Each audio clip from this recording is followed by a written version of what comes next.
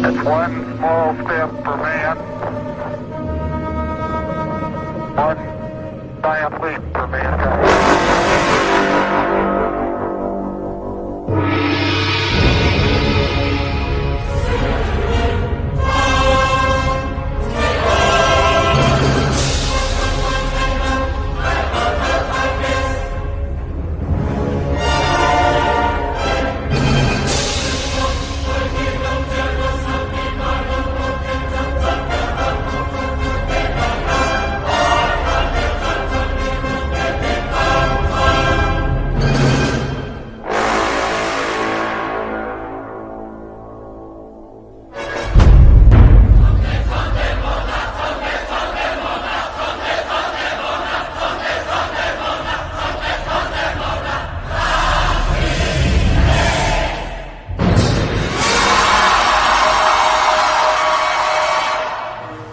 An unidentified flying object.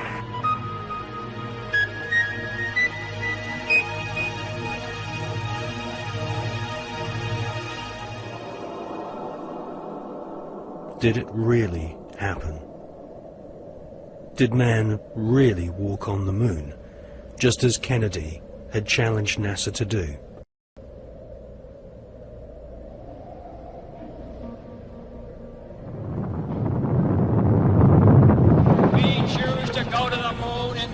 And do the other things, not because they are easy, but because they are hard. The photos of Apollo 11 moon landing have been criticized as being too perfect and looking like they've been photographed inside a TV studio with spotlights.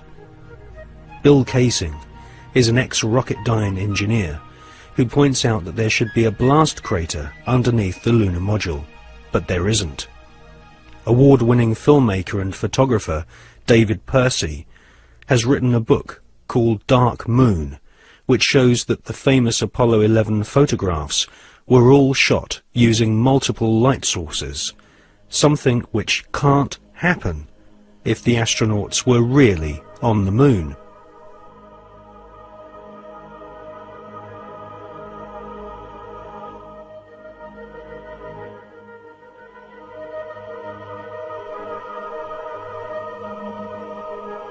Jim Collier, an American investigator, has pointed out that the lunar module was far too small for two astronauts in full spacesuits to maneuver around inside.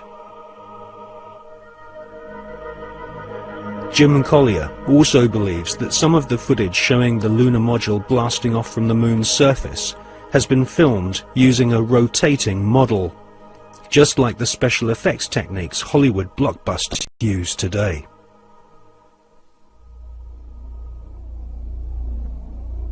Now, for the first time on film, we present new evidence which proves that at least some of the official NASA photographs taken on the lunar surface are definitely faked, or at the very least, heavily manipulated. Join us now on a quest for the truth to the moon.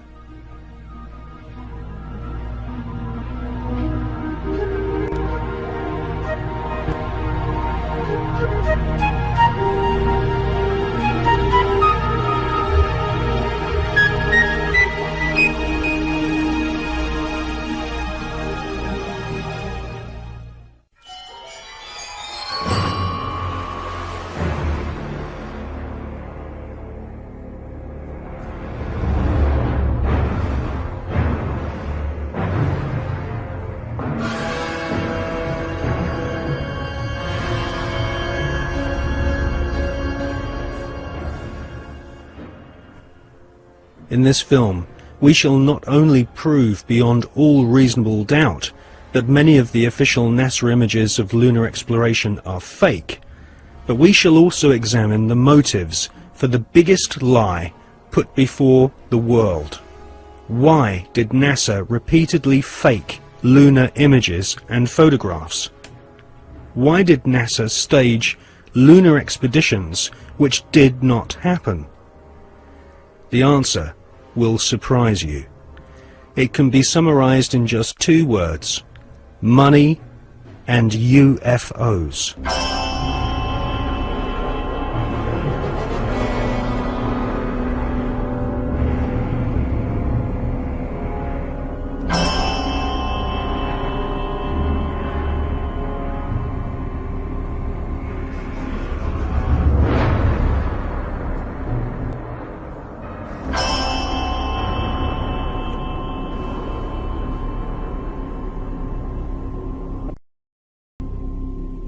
But before we look at the motives for lying on such a vast scale, let's look at where some NASA scientists came from.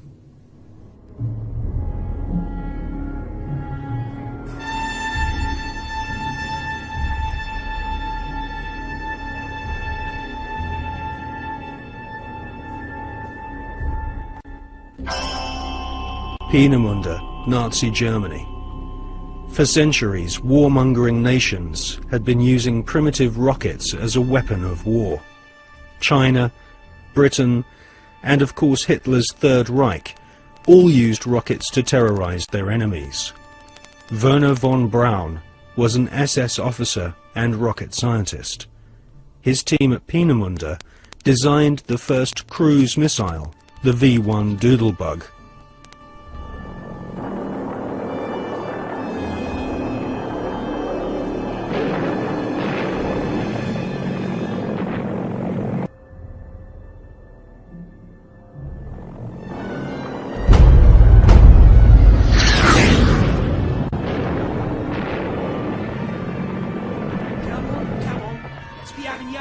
Come on!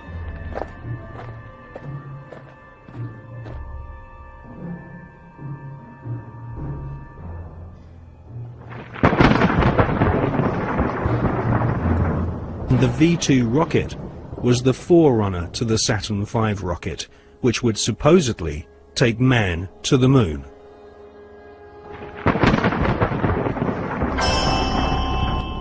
At the end of World War II, the American government were desperate to get hold of the Nazi rocket weapons, which had wrought havoc on the innocent people of Britain. The American government launched Project Paperclip, which secretly changed the war criminal files on Werner von Braun and his colleagues. Files which described these SS officers as an ardent Nazi were changed to read "not an ardent Nazi." Werner von Braun, his team, and the rocket factory at Peenemünde, which had terrorized Western Europe, was transported to the USA, lock, stock, and barrel.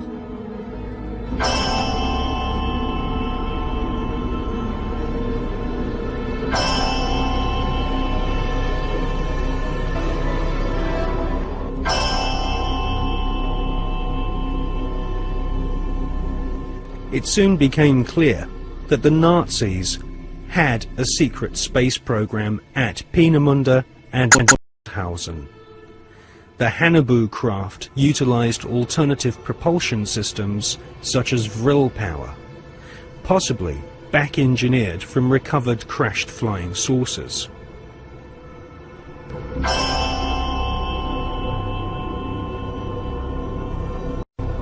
Prescott Bush was the grandfather of today's George W. Bush. Whilst working with the Bank of America and the Jewish Warburg brothers in Wall Street, Prescott Bush helped arrange vast loans to the Third Reich. The Third Reich's space scientists used Jewish prisoners as slaves to build gigantic underground bases and manufacture the V-2 rocket, which would terrorize Europe during 1944 and 1945. At Nordhausen and other sites in Germany and Austria, Werner von Braun and his team of Nazi SS engineers built vast laboratories and rocket factories. The interior of an entire mountain was excavated to accommodate a secret space facility which was no less than 1 million square feet. It was here, at Nordhausen, in top-secret underground bases, that a huge number of experimental rocket ships and circular flying discs were developed.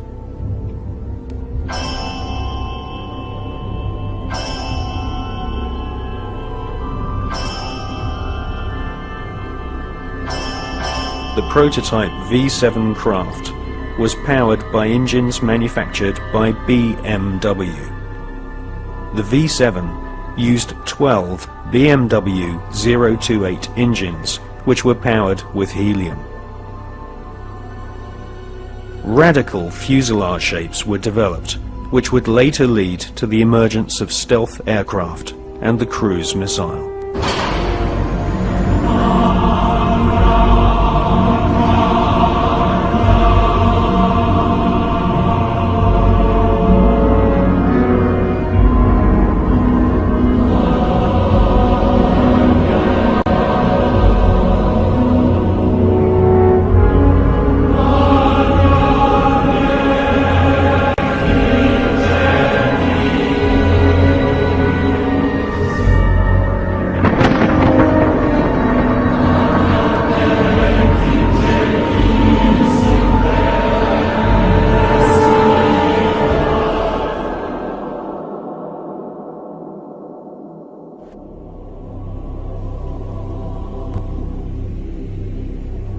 Werner von Braun and his team closely studied photographs of UFOs which had been photographed in Germany, Austria, Switzerland and Russia.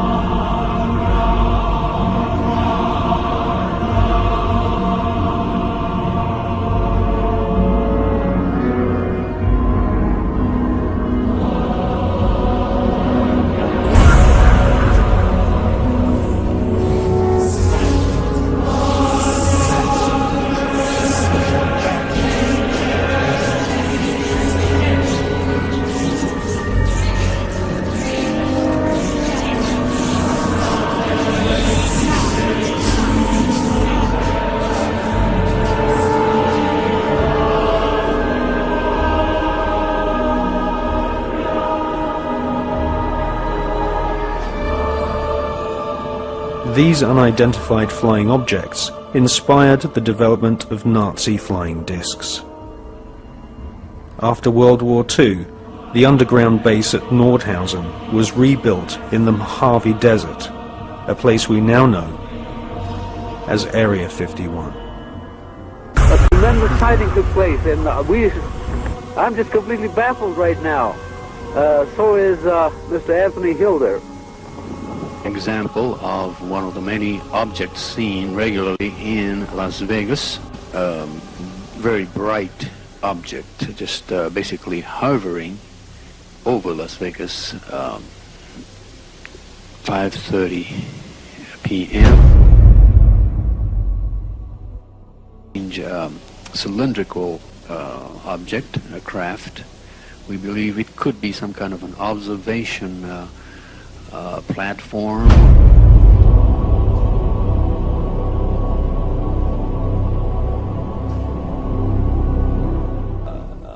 The volume of evidence is that the space program that appears on the television news and has done these last few decades is actually only there as a movie to hide the real program, which is actually exploring things that these guys already know are there.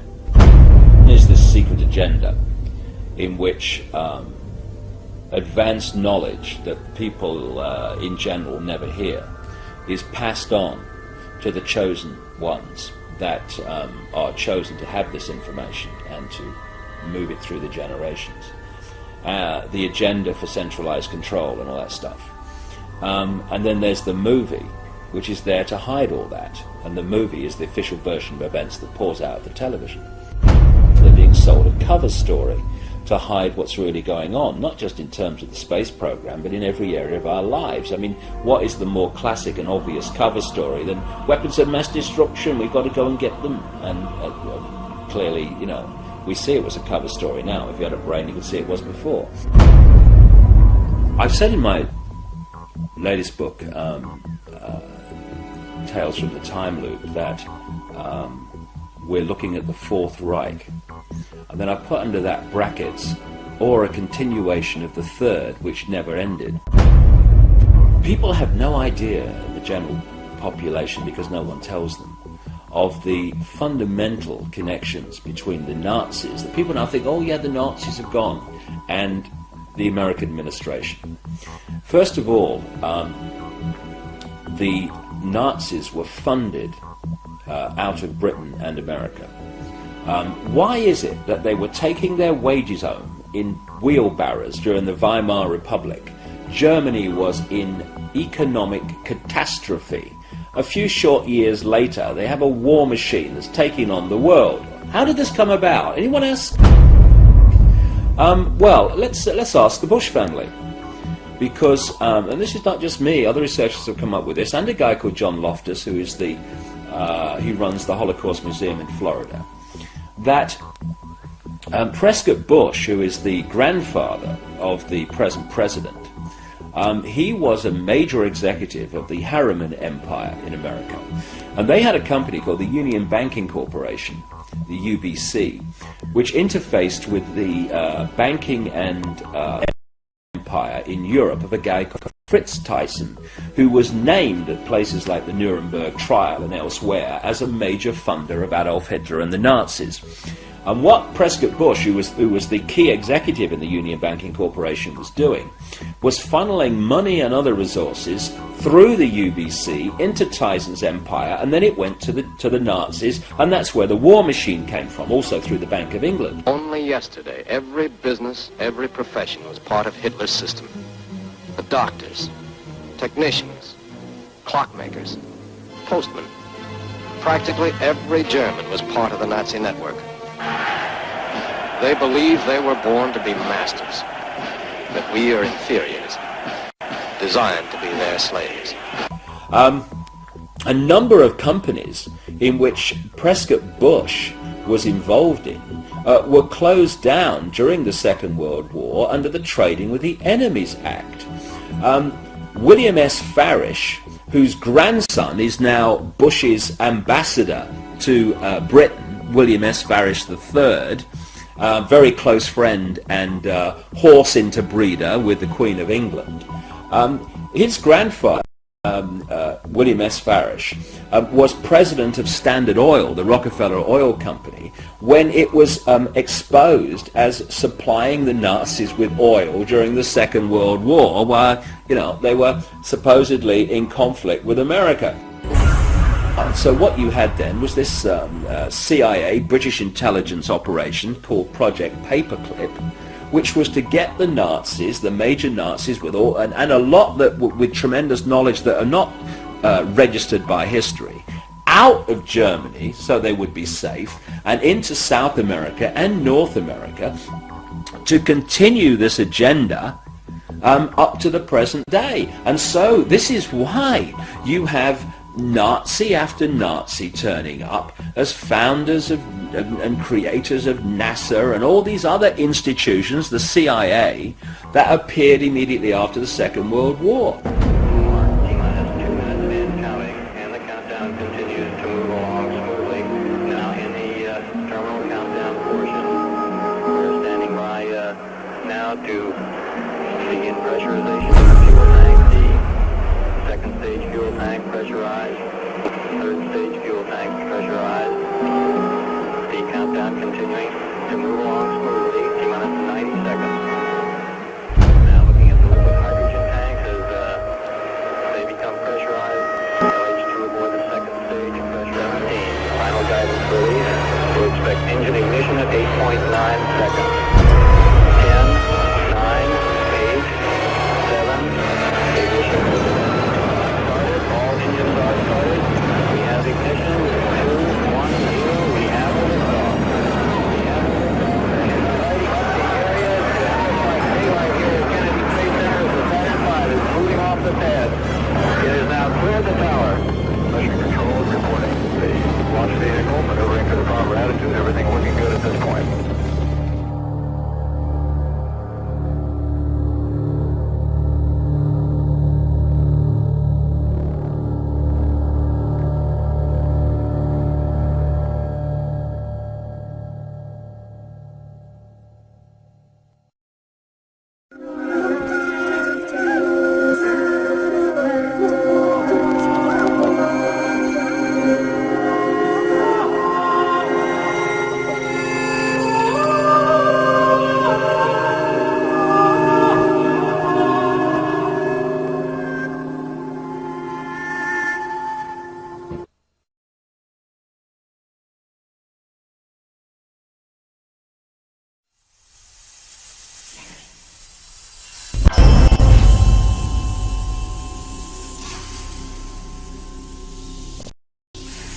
In 2003, the skeptical magazine Fortean Times claimed that no such craft or Nazi secret space program had ever existed.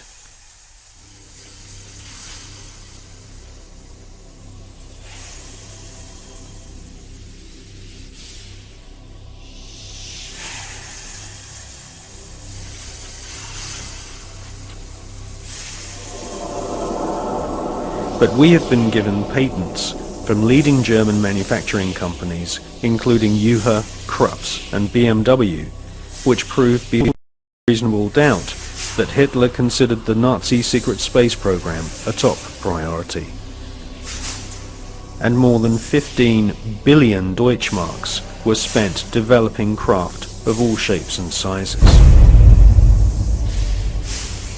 Secret memos from SS officers revealed that Werner von Braun and Hitler both believed that there were alien civilizations in the universe, and it was their intention to not only conquer all nations on planet Earth, but to also colonize the moon.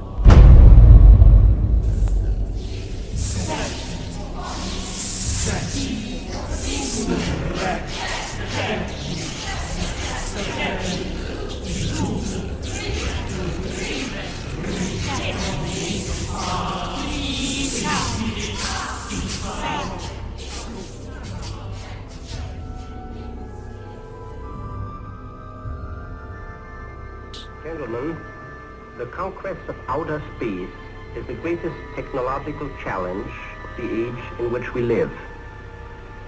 The first decisive step in the conquest of space will be the placing of an object into an orbit wherein it will indefinitely circle the Earth. 1954. Sputnik 1 shocks the world and puts the USSR way ahead in the Cold War. Sputnik 2 takes a dog into space, the first living creature to leave the face of planet Earth. Russia then shocks the world by sending an unmanned probe to the moon. Meanwhile, the US Army plan Project Horizon, a plan to colonize the moon with Americans. This plan was soon abandoned when the true nature of the hostile environment of outer space was discovered by American and Russian scientists.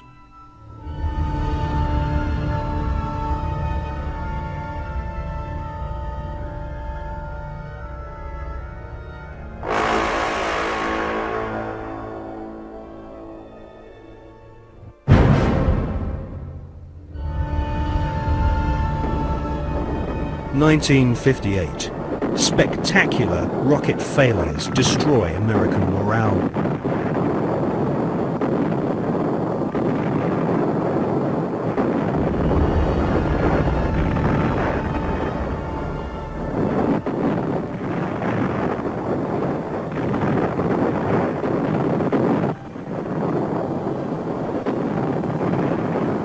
The Explorer 1 space probe confirms planet Earth is surrounded by dangerous radiation. Radiation so powerful that it could cause nausea and cancer. The Van Allen radiation belts and solar particles from the Sun are extremely hazardous to humans. Space is also full of micrometeorites which can rip through spacesuits and metal in the blink of an eye. Meanwhile, Russia celebrate getting the first man into space, Mr. Yuri Gagarin.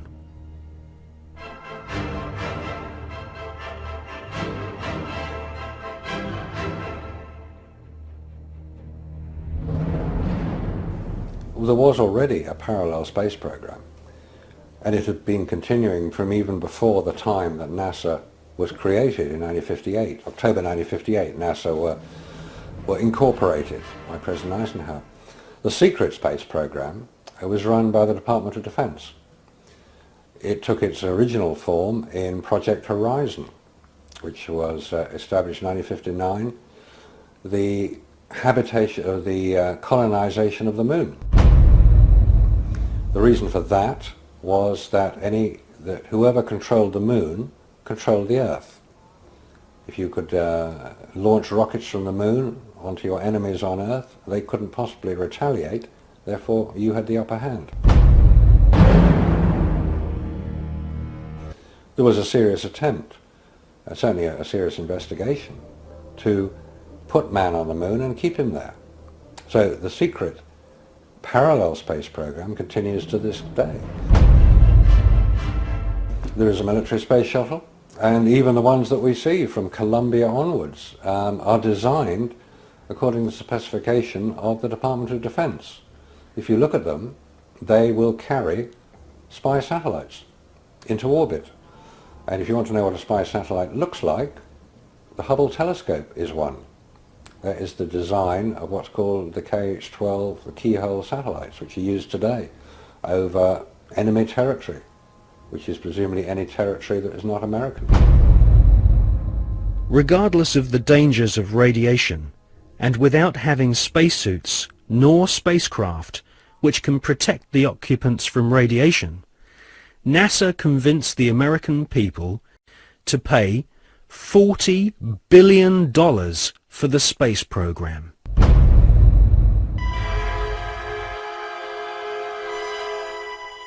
The most lethal forms of radiation, of course, are at the higher end of the spectrum. That's gamma rays and X-rays. We know what ultraviolet can do. If you stay out too long in the sun, you get sunburn and skin cancer and die, and it's all very sad. But gamma rays, and X-rays especially, are particularly lethal to humans, unprotected humans. There was no protection that I have been able to identify. I've found no reference to it.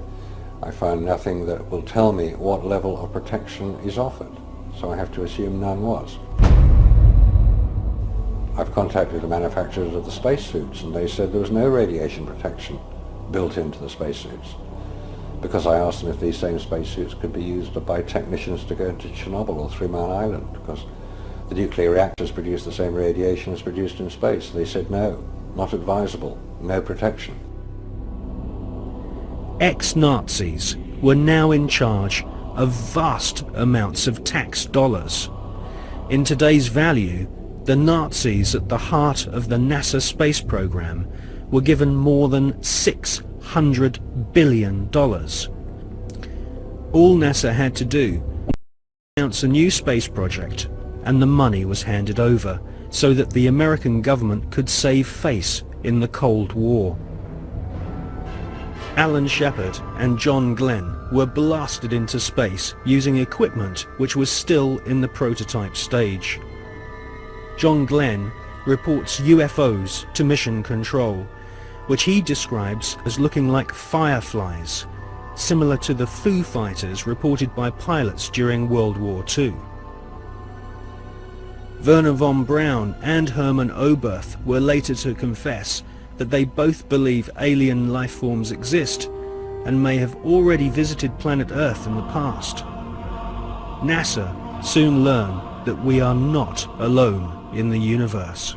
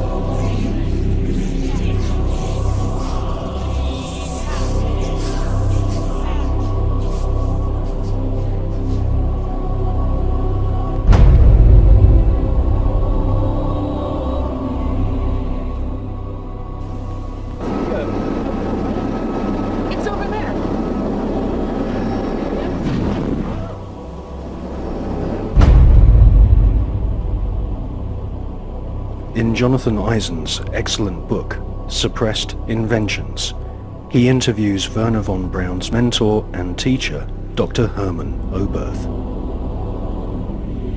Dr. Oberth makes it quite clear that he has studied the aeronautic performance of UFOs.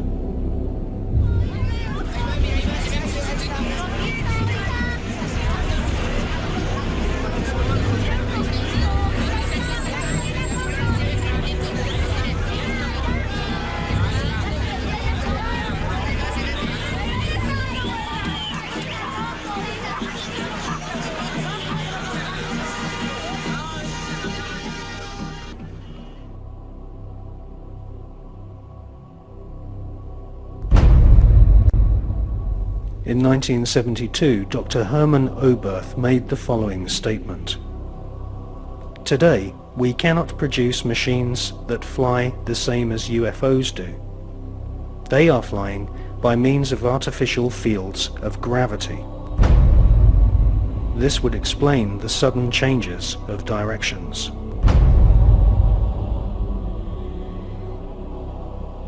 This hypothesis would also explain the piling up of these disks into a cylindrical or cigar-shaped mothership upon leaving the Earth. Because it is in this fashion that only one field of gravity would be required for all the flying saucers. Dr. Oberth then added, "We cannot take credit for our record advancement in certain scientific fields alone. We have been helped. And we have been helped by the people of other worlds."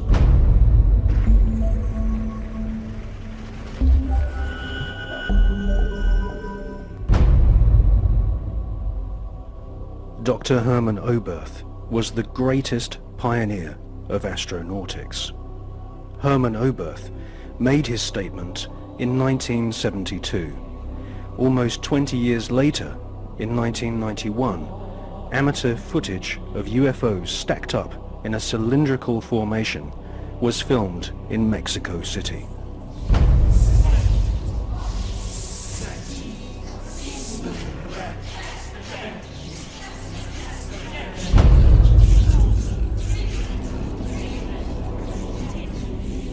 It's a monopoly that is being conducted through science about the possibilities of finding life in a different planet or satellite in the space.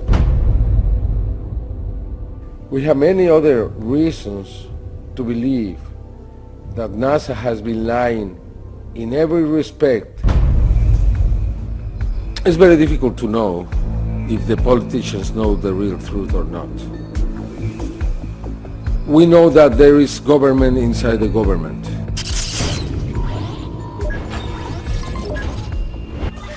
We know that there is military intelligence. We know that in America, after the Manhattan Project was created, that group subsists. And that group was the one who handled the Roswell crash, the Socorro crash, and others. Are you talking about Majestic 12? Yeah, probably it's a different name now. Now it's not Majestic 12, now it's something else. I am here to discuss the so-called flying saucers. The Air Force interest in this problem has been due to our feeling of an obligation to identify and analyze to the best of our ability anything in the air that may have the possibility of threat or menace to the United States. In pursuit of this obligation, since 1947, we have received and analyzed between 1 and 2,000 reports. It's very difficult to know if Bush and Blair and others are puppets, or they are innocent, or they are the mastermind. What we really know is that there are many who decide together what to do in any kind of situation.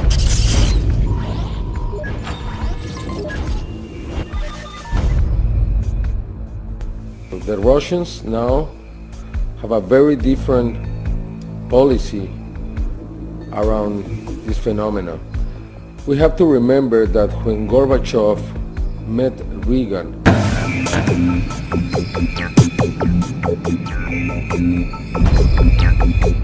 many times he asked about the technology that the United States have obtained from the others. And always Reagan, joking, replied to Gorbachev, "What did you do with it too?" They never said we are speaking about alien technology, but many times they spoke about the other technology. And we know that Gorbachev renounced to the race, the Cold era, because he learned that the United States had technology from these beings, from the Greys.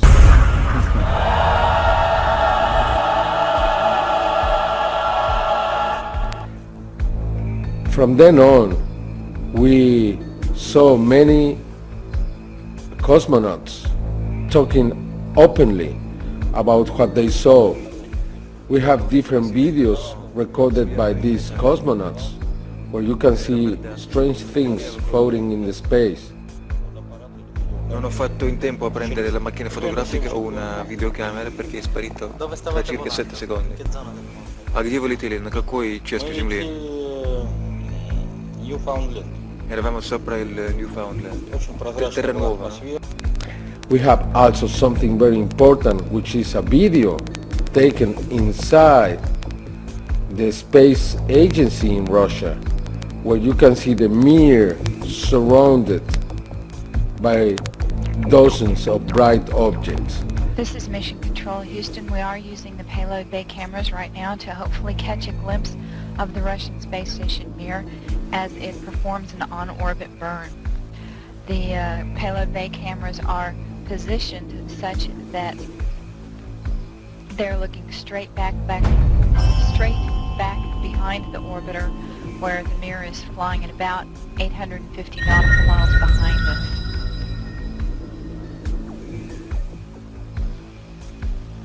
No joy from here, sorry. Hope it was a good one though for our friends. Thank you, sir. We could not see it here either. We'll wait 2 or 3 more minutes till sunrise, and then at that time give you a go for KU stow. We're at a mission lapse time of 7 days, 13 hours, and 17 minutes. This is Mission Control Houston.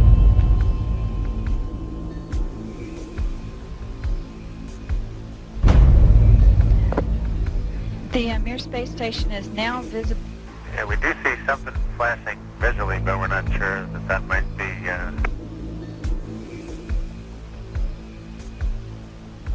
This shot was obtained by the shuttle, by the Americans. NASA never released that piece of video. It means that we have 2 different positions. One that is openly saying, yes, we have experience out in the space. That's the Russians.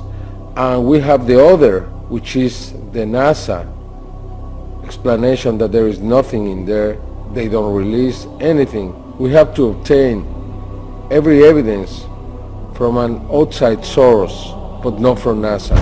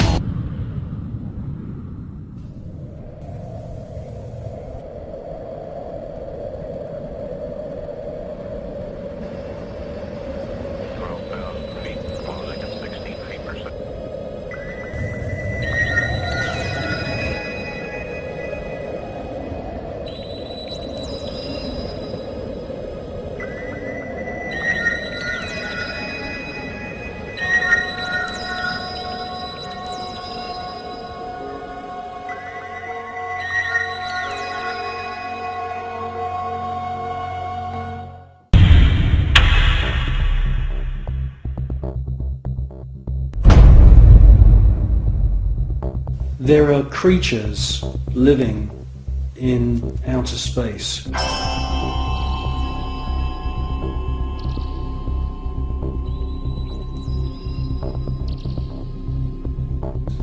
And I'm the first one to realise how crazy that sounds.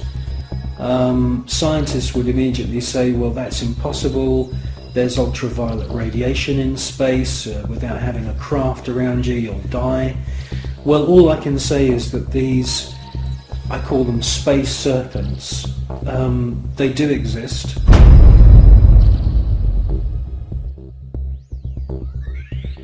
They've been filmed by Story Musgrave, who's a senior space shuttle commander. He's been with NASA for 30 years. He's seen one of these space serpents on 2 occasions. He's filmed it on 1 occasion.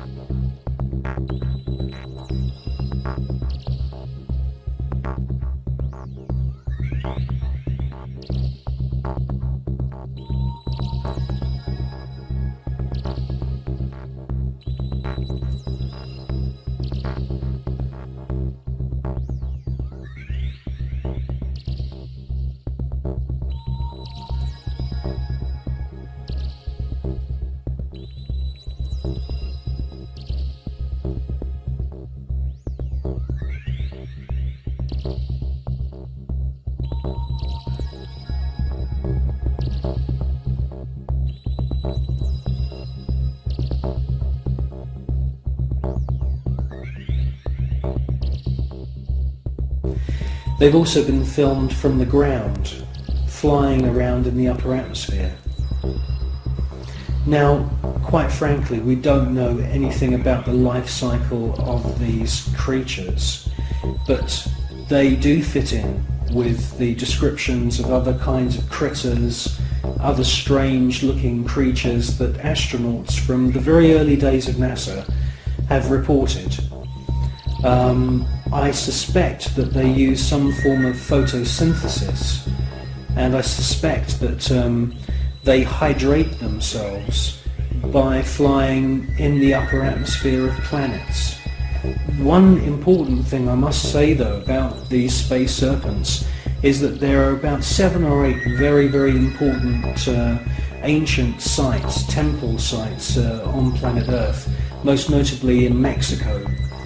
And these temples are dedicated to the memory of flying serpents. And this is what we see in this footage, is flying serpents. There also seems to be a very interesting relationship between the flying serpent and these small luminous spheres.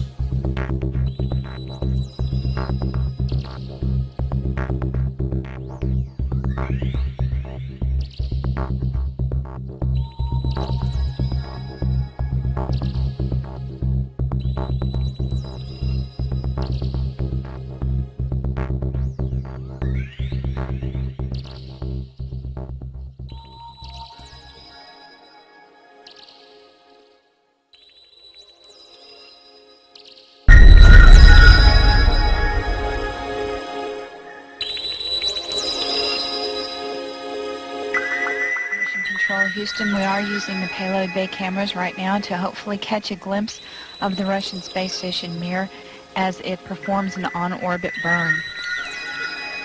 Though it will be difficult to pick Mir out from the stars as they pass behind us, the payload bay cameras are positioned such that they're looking straight back behind the orbiter, where the Mir is flying at about 850 nautical miles behind us. Well, obviously this is a massive faux pas that this piece of footage was accidentally broadcast. The person who's passed me this piece of footage is now dead. The footage that we see, mostly of UFOs, has been filmed with image intensifying equipment.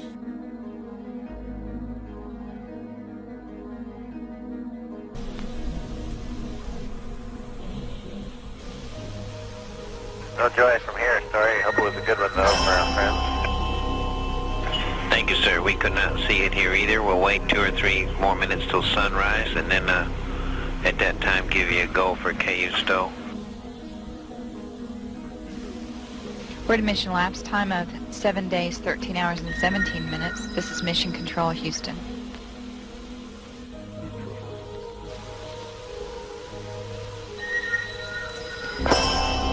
The Mir space station is now visible on the far left-hand side of the screen, about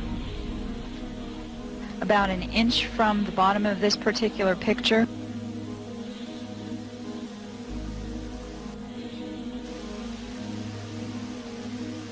Okay, the Mir space station is the small flashing light in the center, about an inch from Camera Charlie on a monitor. the left-hand side of the screen. It's slowly...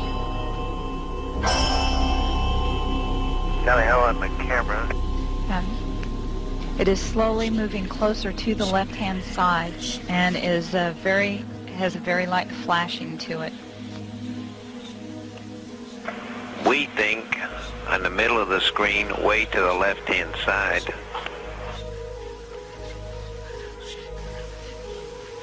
We think you can see a flashing light just a little bit to the left of the center of the screen, very faint.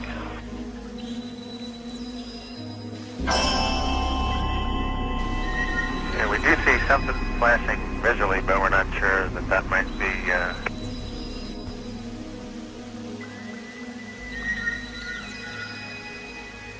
This is Mission Control, Houston. Once again, we believe we were just able to spot the Mir spacecraft as it flies about 850 nautical miles behind us.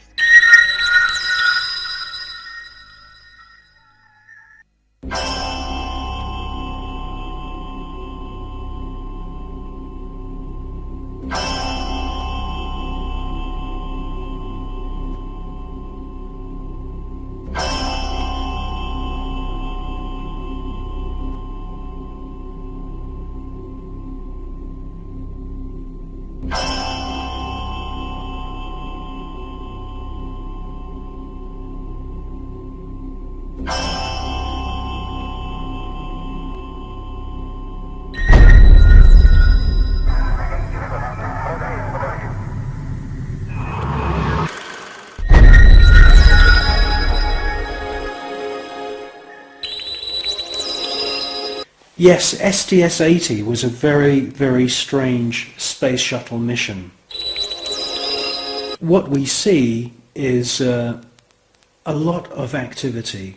It can't all be put down to natural phenomena.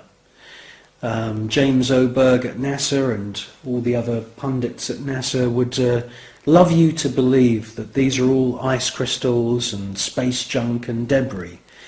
Quite frankly, if there was that amount of debris, that sheer number of shooting stars flying around in close proximity to the space shuttle and the Mir space station, it would be not safe to put craft up into space.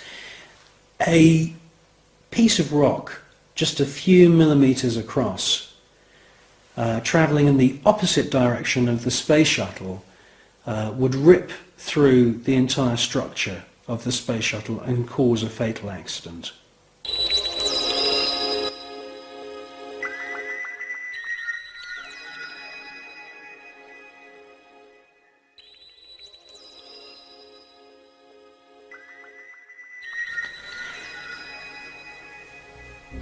Well, people always say to me, you know, if there's extraterrestrials and if there's UFOs, why don't they make themselves known to us publicly?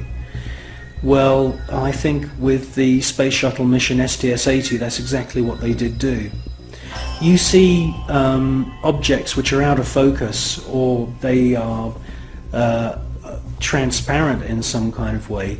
And the first one comes from behind the space shuttle, comes into the field of view, and they make their way to the upper atmosphere. That's at least what it looks like. It's joined by many others, and you get a kind of rough circular formation appearing. And then you get the piece de resistance, the last orb comes into the center of this formation, and as soon as it finds its position, it lights up. And then you can see a sort of dance of lights around this formation. Now, this suggests to me incredible intelligence. It suggests to me that they are saying, look at us, look how clever we are. And it's an astounding piece of footage.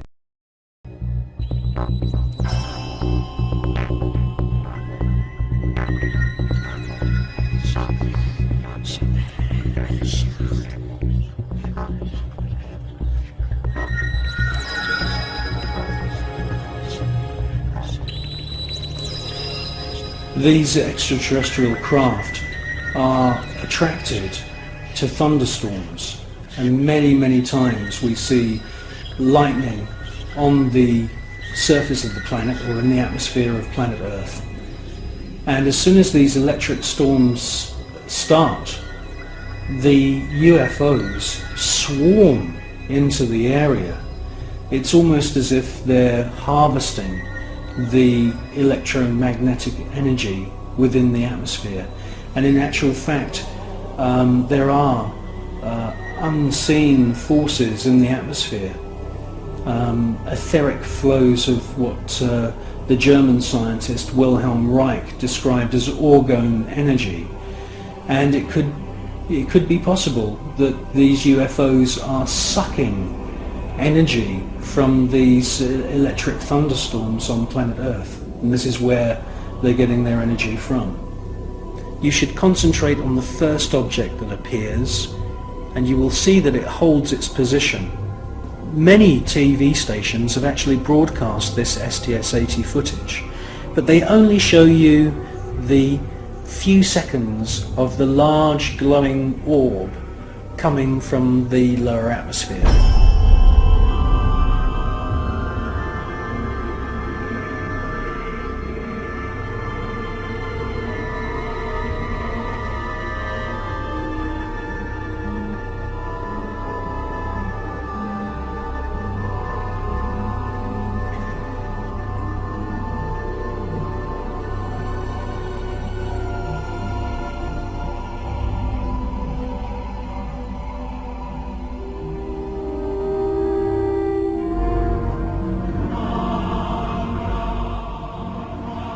The cameraman who's operating the space shuttle camera is fully aware that the first object has held its position, and after the large orb has ascended from the lower atmosphere and the shuttle is moving away from the scene, the cameraman is actually zooming in at the end of the sequence to double check the position of the first luminous orb, and it's a fascinating piece of video.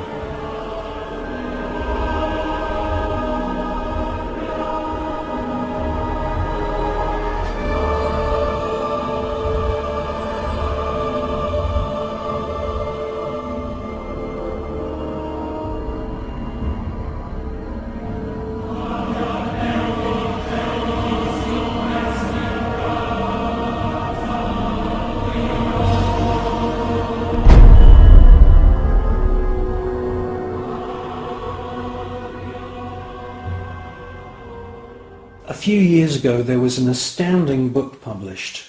It's called The Day After Roswell, and it's written by a gentleman called Philip Corso, who's now dead.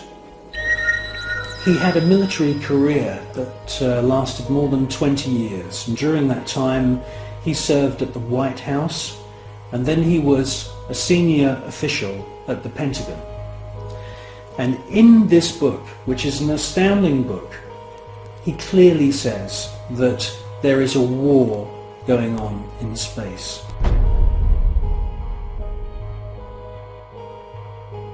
In other words, NASA and the American military have designed weapons He says in his book that some of the weapons are based on patents of the genius inventor Nikola Tesla.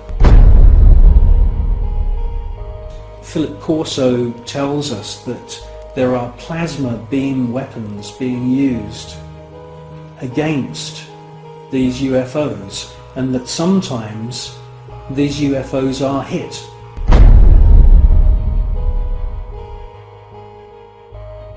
A special team then travel out to wherever it is in the world and collect the wreckage. Now, from the wreckage they back engineer any useful technology. In his book he clearly states that microchips, semiconductors, fiber optics, lasers, many other new metal alloys have all been back engineered from wreckage which they've collected from UFOs which have been shot down by the American government.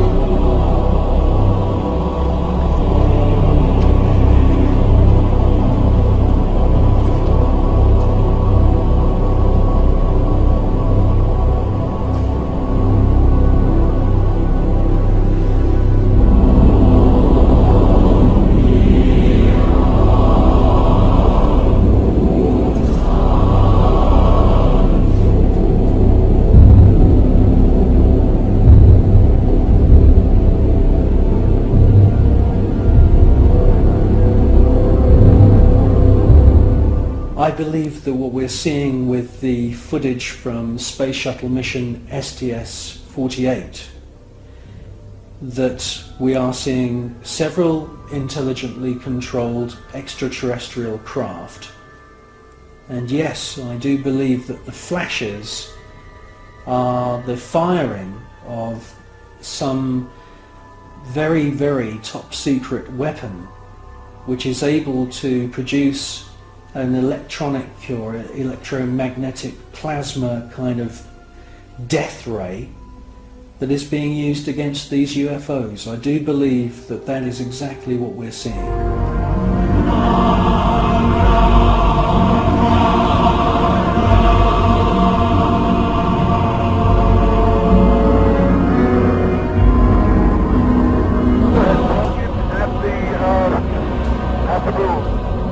The tether has broken and is going away from us. Get it on the TV. TV. Tether has broken. Space Shuttle mission STS-75, the tether incident. A lot has been said about this incident. Personally, I feel that most of the objects that you see are actual individual parts of the tether, just floating around in space, and that they're out of focus. It's a fascinating piece of footage, and I wouldn't be surprised if there weren't, quite a few UFOs coming into the scene to check out our technology, just as the same as they've done many times before. The crew can see the tether and see the satellite. It's beautiful.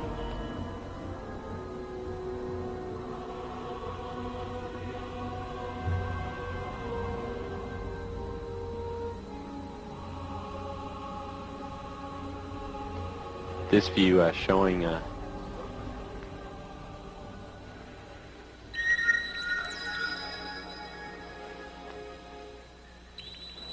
satellite. Again, just moving into sunrise. 81 nautical miles now from Columbia.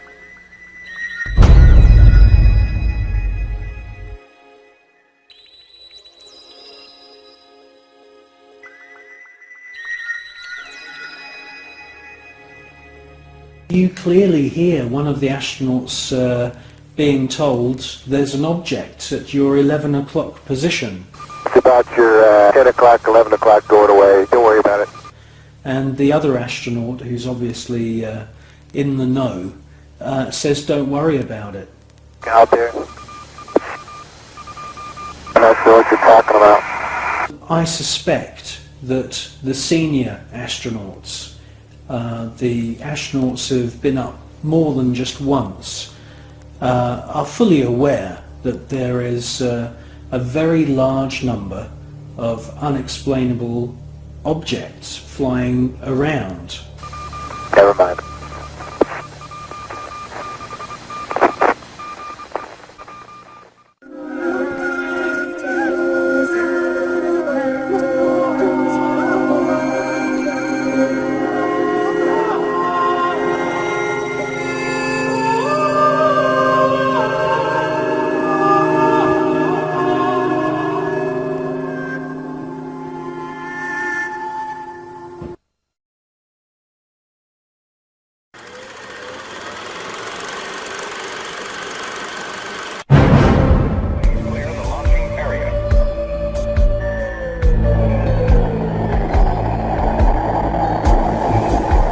NASA spent gigantic sums of money during the 1960s, but most of it was spent on the ground, not in space.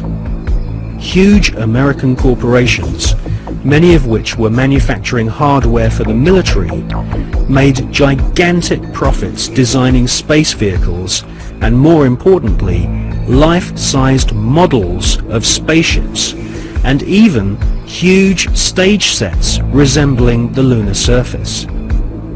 Someone in NASA had realized that after taking billions of dollars from the American people, if they couldn't make it to the moon, they would fake it to the moon. Obviously, if you're going to somewhere that nobody has been before, you need to have a simulator which recreates that environment as closely as you can. If you're going to the moon, you recreate the surface of the moon. And here we see a section of the surface created. It's about 30 foot high, 30 foot long, 35 foot long. Scale is given by the two people standing in front of it. There were plenty of simulation exercises, but the point is, and should be taken into account in virtually everything that is discussed with the Apollo program, 400,000 people may have worked on the program in total, but none of them had a need to know more than his own job required. The people who were making the rockets didn't know what the people who were making the spacesuits were doing, because they had no need to know about that. Their job was to make the best models and the best simulation of the lunar surface that they could. And if we come up to this picture here, we see the three scales on which these models were built. We have here the whole moon as one unit. It stands about 20 foot high. We have here behind it a section of the surface of the moon. You'll notice it's curved. And here we have a more detailed section of the lunar surface. What you're saying is that the images which we're told show a camera pointing out the window of the lunar module as it's coming into land on the moon could well have been filmed previously using these large-scale models. That's right. It could well be that what we are looking at are films of realistic models. We have no means of knowing if they were actually taken on the lunar surface, or whether what we're watching is part of the simulation exercise, the training exercise. And you'll notice here on these models there is a camera track. A camera starting at this end, coming down here, would approach the moon, or appear to approach the moon, and become ever closer towards it. It's exactly what you would expect to see if you were flying to the moon. This is a simulation rig that was built. This is the command and service module of the Apollo program. And you'll notice that the window here looks out onto a block here. There's another one here. They're curved. These are the screens onto which the lunar surface was projected as the craft made a simulated approach towards the lunar surface. Is what we're seeing a mixture of fact and fiction? It is fact, it is fiction. It's mixed together. It's hard to separate them until you examine it closely. If a spacecraft is in deep space, the only possible explanation for a light seen through the window of the spacecraft is the sun. It's the only bright light in space. If it's not the sun, then it has to be some other artificial light, which implies that that particular image is possibly fiction. July 1961. NASA was soon being criticized for the flimsy construction of their hardware. The first orbital capsules did not even have windows in them for the astronauts to look out of. One of the most vocal critics was one of NASA's most respected astronauts, an all-American hero named Virgil Gus Grissom, who almost drowned when recovery helicopters were unable to lift his space capsule from the sea. After a successful journey into space, Gus Grissom almost died through NASA's bad planning. Or was this an early attempt to silence Gus Grissom?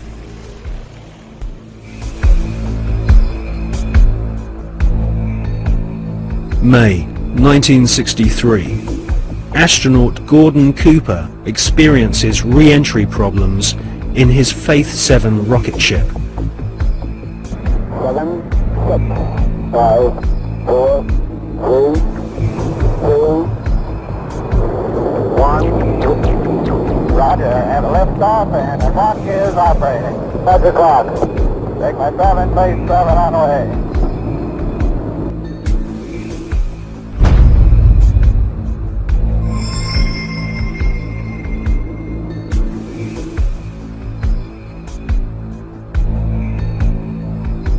The prototype lunar module, known as the LIM, had serious stability problems.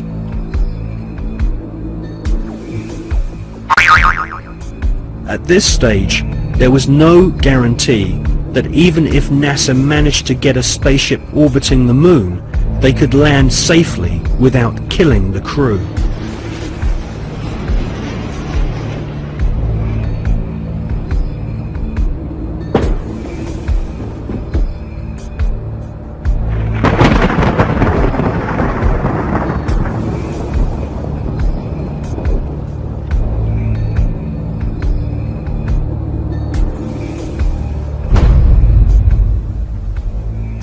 Could the footage which we see of the LIM approaching the moon be filmed in a TV studio?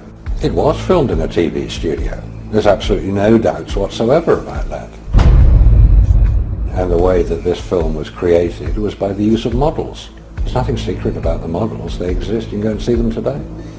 The models were very lifelike, very realistic. There is one that is a life-size model. It's in Flagstaff in Arizona. It's 2 miles long, and it's an exact replica of the Sea of Tranquility.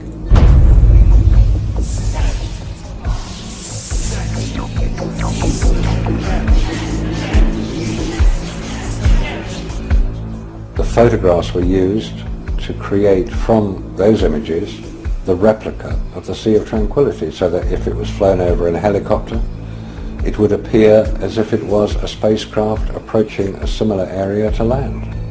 So yes, all the scenes of the lunar surface were filmed on Earth.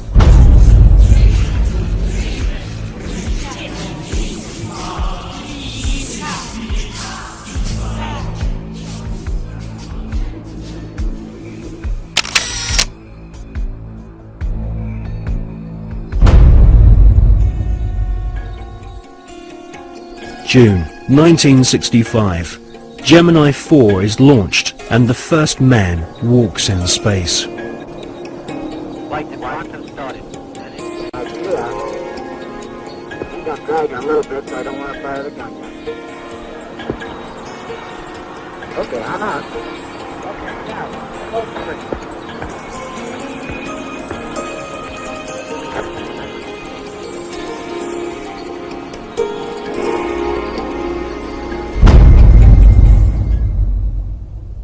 Extensive rehearsals at docking spacecraft were performed in low Earth orbit. Everything was recorded on film. This footage would later become invaluable as NASA sought to fake the success of the Apollo missions. Meanwhile, more problems occurred. On Gemini 9, the second spacewalk had to be cut short due to problems with the astronauts' oxygen supply. On Gemini 11, another attempt to walk in space was curtailed due to fatigue. Was this a sign that cosmic radiation caused nausea and fatigue?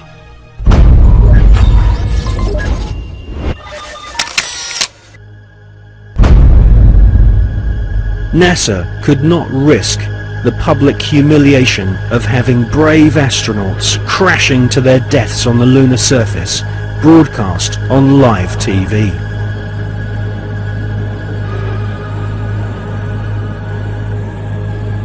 NASA's Nazis knew that a major catastrophic failure on the moon would cause the billions of dollars of funding to be immediately cut.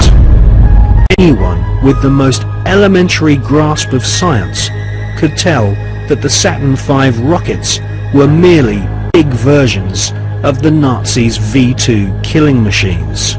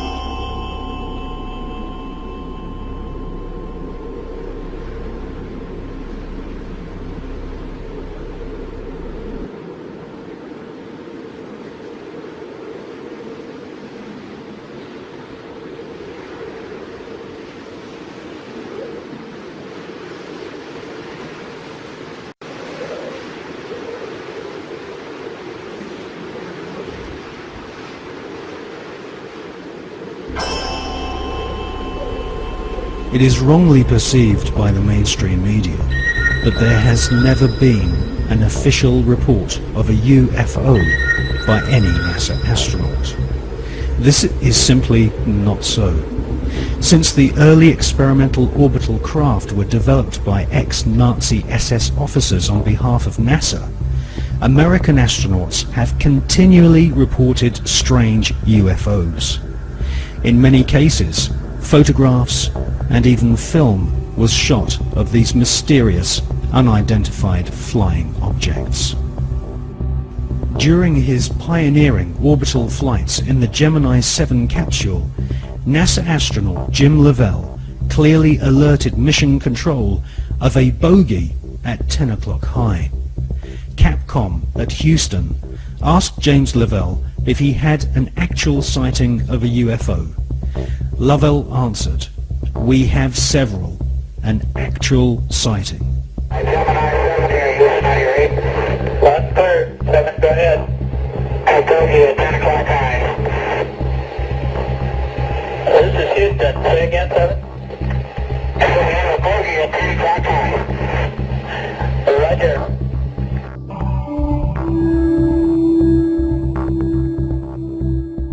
On the 4th of June 1965, astronaut James McDivitt reported seeing a cylindrical-shaped craft.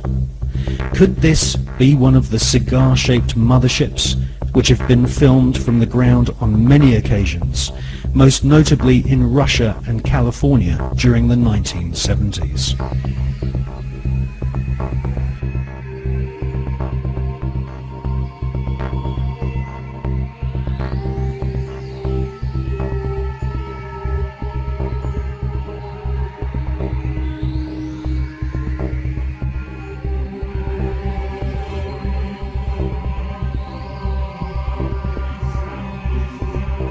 Former astronaut Gordon Cooper has publicly stated that his interest in UFOs was one of the reasons why he became an astronaut in the first place.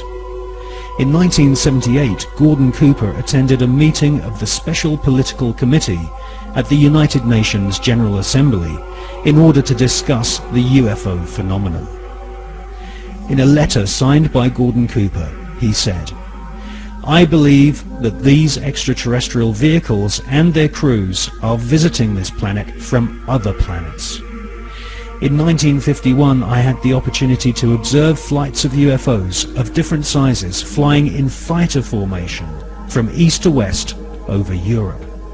In a tape-recorded interview given by Cooper in 1973, he stated, "For many years I have lived with a secret, in a secrecy imposed on all specialists in astronautics.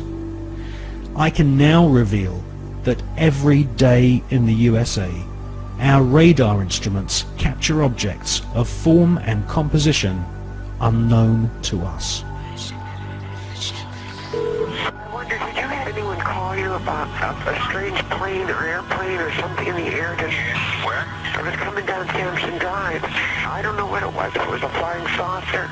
What did it look like, ma'am? It was like a, almost like an iridescent color. It was like a bluish purple. I could see a red glow up in the sky. It was huge. People are serious. They're very upset. Whatever it was lit up, I mean literally, if you were underneath it, you could see it would be like daylight with red light. It changes colors from white to red to green. The sucker has not moved. We have multiple departments right now that have sightings on it. This is not a prank phone call, I swear to you. How is it? They're sitting stationary. I got 3 of them. What do they look like? I've got 4 discernible colors. I got red, yellow, green, and blue. And the one just was like flashing. So if they're those planets those guys were talking about, then they're planets with Christmas lights on. This is weird. In 2002, astronaut Scott Carpenter was interviewed by the late Graham Birdsall of the British UFO magazine. Scott Carpenter and his fellow veteran astronaut friend John Glenn both witnessed strange creatures in space during their pioneering flights. There were so many unknowns in the early days. And this is a fact of the matter. We were really not sure after John flew whether or not there were critters, living critters out there somewhere.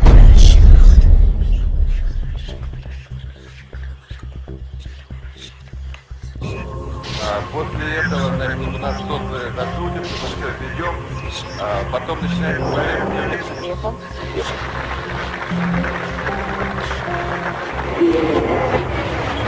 Yes, we have some, not thousands, some cases when Russian astronauts watched objects. Yes. Very, maybe few, not so far from the space station. Mostly over the Earth, very close to Earth, but it doesn't matter. From outer space, You can see it as if it's very, very close to you.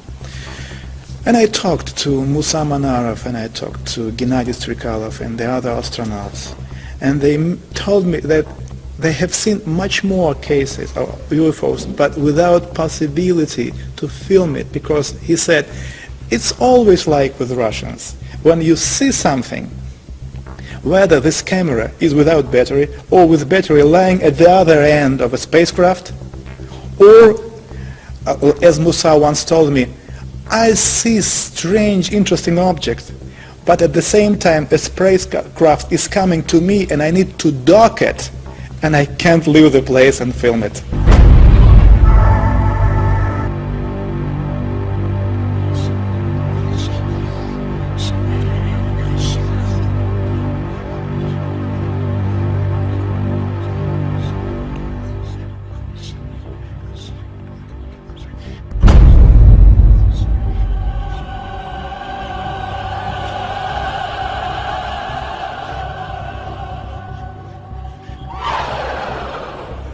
You know, we have been investigating this particular question, and we came to very interesting conclusions.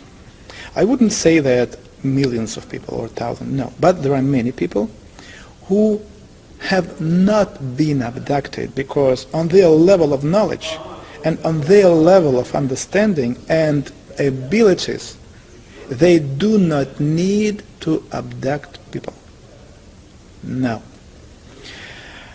I will try to explain what's going on. When you say they, you're talking about the... It is, yes, it is. It is. When it is flying here, there are some kind of scientific expeditions which are visiting the planet.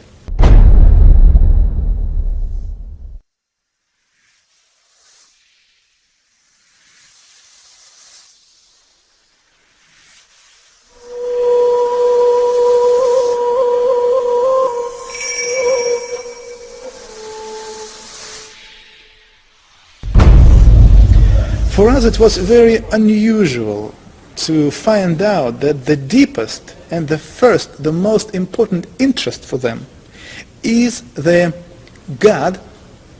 Who is He? They are looking and searching for God, yes, and His creation ways, understand everything, and they can learn it only in one way: if they learn and check how big human groups are behaving, kind of an invisible influence, and how people are reacting. There is another very interesting technology. When they meet a person, they take from a person kind of a informational hologram. This hologram, which any human being have, contain in itself information about previous lives, about present life, and something about possible future. They take this hologram, informational hologram, and then to be able to read it, to decode information, they need to have a special key. This special key is the sample of your way of thinking. For this reason, to have this key, they somehow transmit into your brains a hard idea, like, just an example, you are living wrong. You broke our laws on this planet. This is the reason why very soon, when the sky became dark, thousands and thousands of people will die, and only few of them will stay alive. And at this particular moment, when a human being starts to analyze this information, they just read it, like they take it like from a computer. Hops, that's it. They don't need anything.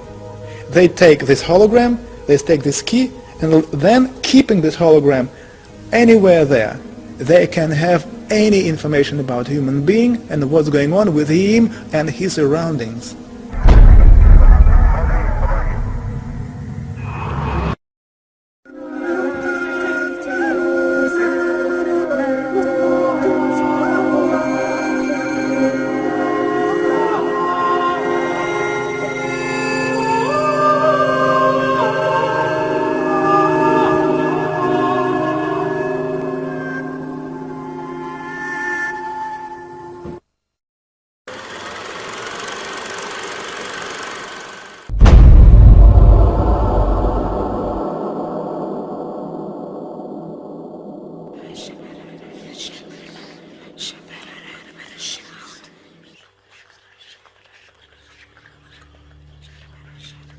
regardless of whether the Apollo moon landing was faked or not.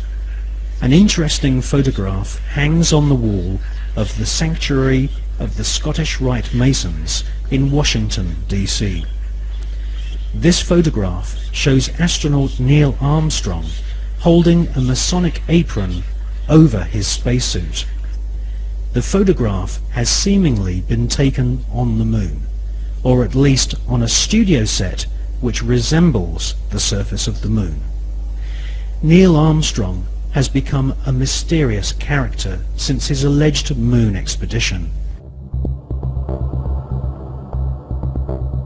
According to the records of the Ohio Grand Lodge of Masons, Neil Armstrong's father is a Freemason. In fact, Neil Armstrong Sr. is a high-ranking 33rd degree Freemason. Neil Armstrong's co-pilot, the second man to have allegedly walked on the moon, was Buzz Aldrin. At the time of the Apollo 11 mission, Buzz Aldrin was a 32 degree Freemason. They were in good company, as many of NASA's astronauts were also Freemasons, including Gordon Cooper, Walter Schirra, John Glenn, Edgar Mitchell, Thomas Stafford, and Paul Weitz. These men were all members of the Brotherhood, all sworn to keep secrets on pain of death. These astronaut Masons were under the leadership of Kenneth Kleineknecht, who was NASA's Apollo space program manager. According to an article and photograph published in the Masonic magazine Scottish Rite Journal, upon his return from the moon, Brother Buzz Aldrin presented a flag to Sovereign Grand Commander Smith, who was the Supreme Commander of the Supreme Council of 33rd degree Masons of the world. The flag Buzz Aldrin presented had been taken to the moon on Apollo 11. According to a Masonic lecture delivered at Beauverde University in 1994 by American Masonic historians, astronauts Buzz Aldrin and Neil Armstrong performed a Masonic ritual exactly 33 minutes after touchdown on the lunar surface. They temporarily planted the international flag of Scottish Rite Freemasonry, which features a large double-headed eagle. Therefore, the eagle has landed. Override off. Engine arm off. 13 is in. We copy you down, Eagle. Houston, Tranquility Base here. The Eagle has landed. Roger, Tranquility. We copy you on the ground. You got a bunch of guys about to turn blue. We're breathing again. Thanks a lot. And we're getting a picture on the TV.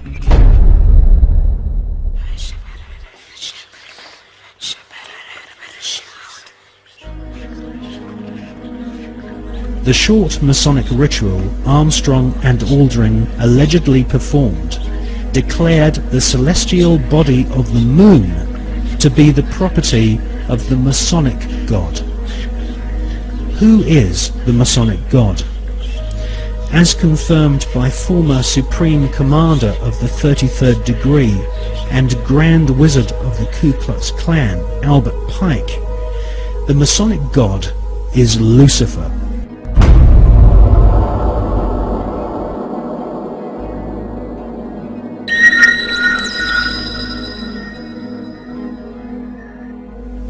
The name of NASA's space program, Apollo, according to the Holy Bible, is actually an alternative word for the devil. We can see this in the Bible as the word Apollyon. Apollyon appears as the name of Satan in the original texts of the New Testament Gospels.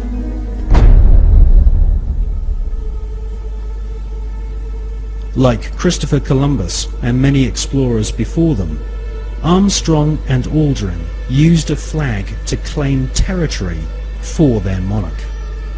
Upon their return, NASA Space Program Manager Kenneth Kleineknecht invited the Apollo crew to a secret Masonic ceremony which saw Kleinec's brother be appointed to the Sovereign Grand Commander and titular head of all Scottish Rite Masons throughout the world.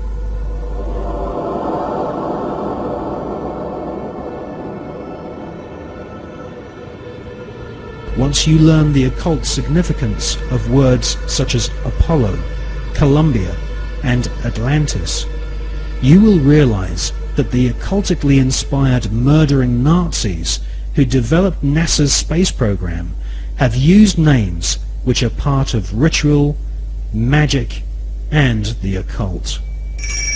Hawati Entawi, Tem Jafar Kau, Tarpen Mawf, Mu'f, Ta'f, Sam'f, Menemenet F Nebet, Hayat Nebet, Henenet Nebet, Jedefuet F, Awet F Haset, Samawu M Sanuet.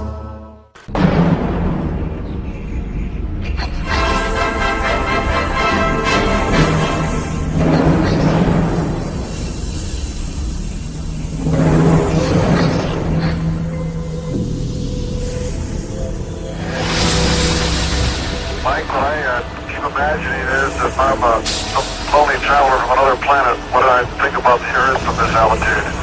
Whether I think it'd be inhabited or not. You don't see anybody waving, is that what you're saying? Well, I'm just kind of curious whether I would land on the blue or the brown part of the Earth. On the dark side of the moon, the secret face of our satellite planet, which only a few men in living history have ever seen, there lies a star-shaped crater called Parsons Crater, named after the rocket scientist John Parsons. John Parsons is known by several names. He was born under the name Marvel Whiteside Parsons and soon became involved in the occult. Charles Taze Russell, who invented the Jehovah's Witness movement in America, predicted that the beginning of the end of the world would commence on October 2nd, 1914. On this very day, rocket scientist John Parsons, better known in occult circles as Jack Parsons, was born. A brilliant rocket engineer, Parsons soon entered into correspondence with SS Nazi officer Werner von Braun, and by the age of 13 had begun summoning evil spirits and demons using magical rituals which Parsons had learnt from British occultist Aleister Crowley. Aleister Crowley styled himself as the Beast, and Jack Parsons referred to Aleister Crowley as his father.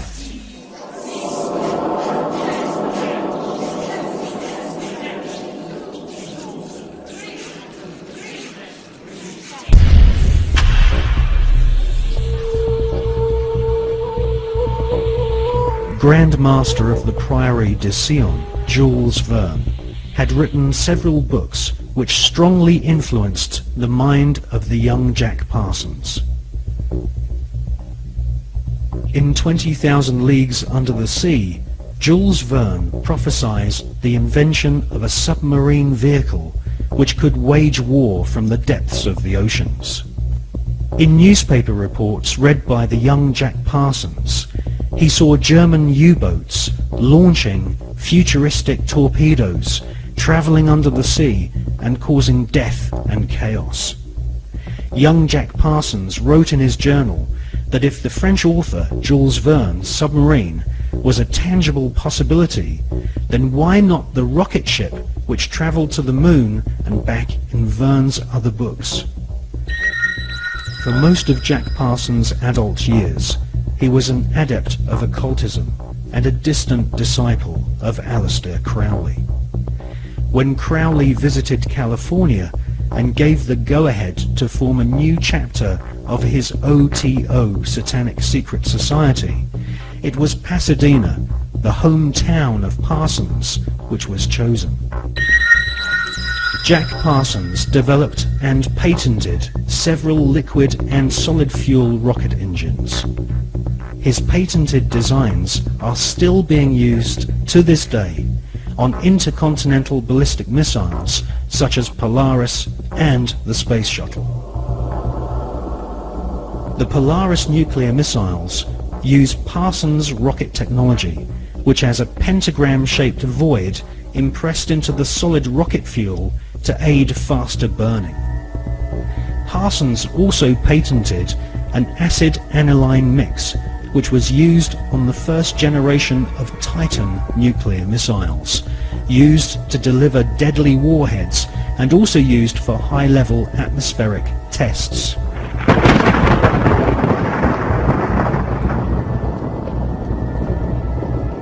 Coincidentally, Jack Parsons' occult mentor, the British beast Aleister Crowley, used to often call himself the nickname Titan.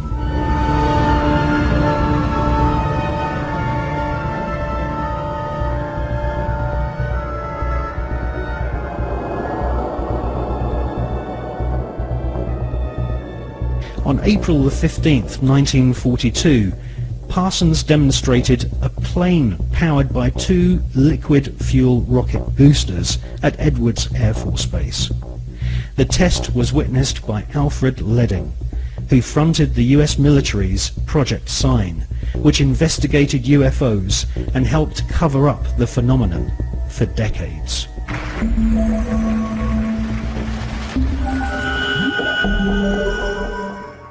Jack Parsons revered the English Satanist Aleister Crowley, and eventually became the leader of one of Crowley's secret cults called the OTO. The OTO, or Ordo Templi Orientalis, claims descent from the Bavarian Illuminati, which had been revived by Adam Spartacus Weishaupt on May 1st, 1776, and had approximately 2,000 members in Masonic lodges in London, Paris, Copenhagen, Amsterdam, Munich and Ingolstadt. The Illuminati was essentially controlled by European, Germanic, Jewish aristocrats, who sought to replace the church, government system and national identity of nations with an Illuminati-controlled superstate. The Illuminati was eventually outlawed in Europe, and the founders fled to America. They then fragmented their maverick secret society into fraternities operating from the campuses of Yale, Harvard, and Princeton.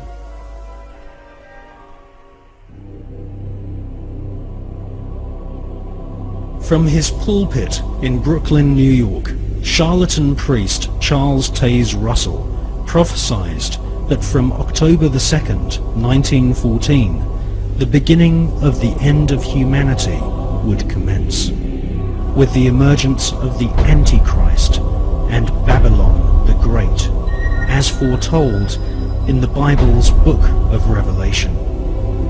Jack Parsons, born on that prophetic day, would later attempt to invoke the incarnation of Babylon and also sign an oath stating that he was indeed the Antichrist.